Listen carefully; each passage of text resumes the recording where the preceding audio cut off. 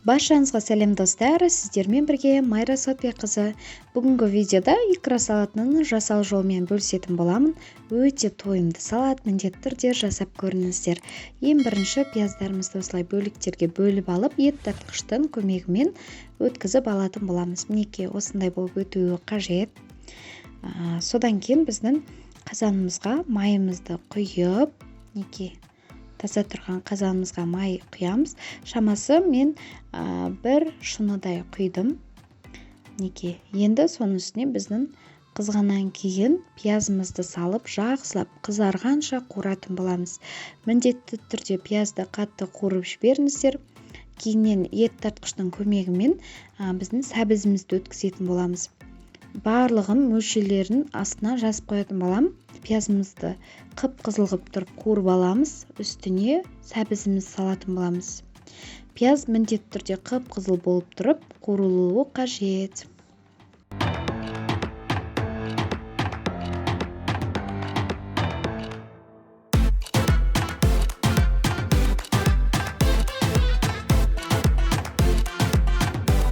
Сәбізіміз қып-қызыл болып тұрып қуырылғаннан кейін үстіне болгар бұрышын салатын боламыз. Тәтті болгар бұрышы үстіне ет тартқыштың көмегімен өткізіп, оны да салып, жақсылап араластыратын боламыз. Барлық мөлшерлерін астына жазып қоятын боламын.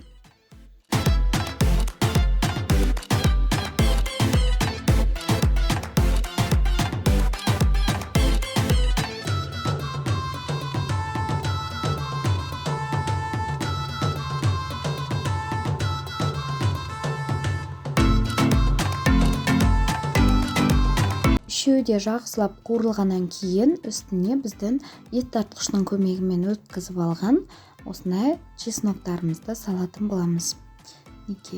Аз ғана мөлшерін салдым мен. Осылай қуырып жібереміз, жақсылап тұрып.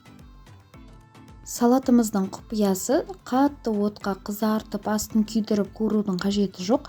Орташа отта осылай ақырындап қып-қызыл болғанша қуырсаңыздар жеткілікті. Бізге үстіне осындай біздің қызанағымыздың соғын құятын боламыз. Үстіне тұзымыз салып қайнататын боламыз. Ровно 45 минут қайнатасыздар. Тұзымыз салдық, жақсылап астын араластырып қоямыз. Үстіне қара бұрышымыз саламыз, осындай горошок түрін алыңыздар.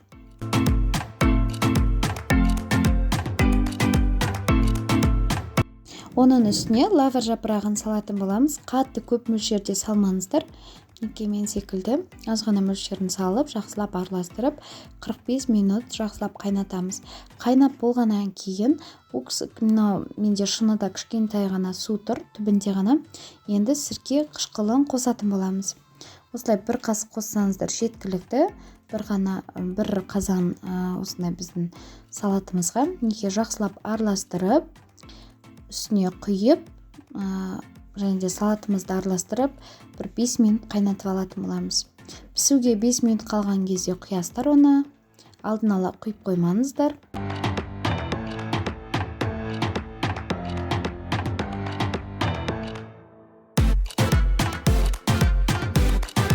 Дәл осы 5 минуттың ішінде біздің осындай суымызды қайнатып, дәл осылай біздің банкаларымызды парлап алатын боламыз.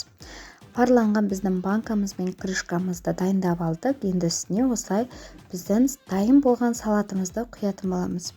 Қыста ешқашанда атылмайды, бұзылмайды, өте дәмді болып шығады. Егер де сіздер ашты болуын қаласаңыздар, 1-2 мөлшерде мясорубкадан ет тартқыштан өткен аштыдан қосып жіберсеңіздер жеткілікті. Банкамызды жақсылап жауып, және де қисайтып көріп тексеріп, осылай бір күн бойы, кем дегенде 2 күн бойы төңкеріліп тұратын болады банкілеріміз. Осы енді одан кейін погребке салып қойсаңыздар, қысы бойы жеп шығасыздар. Нанға жағып жегенге өте дәмді, сондай тойымды салаттардың бірі. Міндетті түрде жасап көріңіздер. Астына мен барлық мөлшерлерін жазып қоятын боламын. Сіздермен болған Майра Сотбекқызы.